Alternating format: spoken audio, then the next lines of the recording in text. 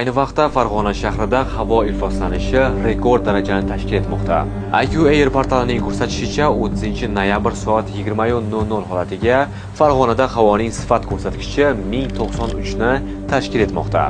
Portalning qayd etishicha, havoda PM2.5 mayda desibel zarrachalarining miqdori 558 mikrogramm metr kubni tashkil etmoqda.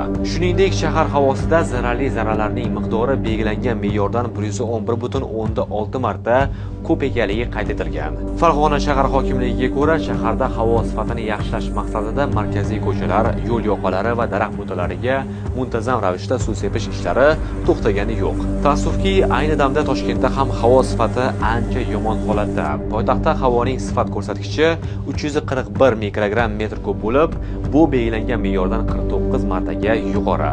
Eslatib o'tamiz, bunday havoda imkon qadar ko'chaga chiqmaslik lozim. Zarurat tug'ilsa, niqob o'rnida albatta N95 respiratorlardan foydalanishni tavsiya etamiz.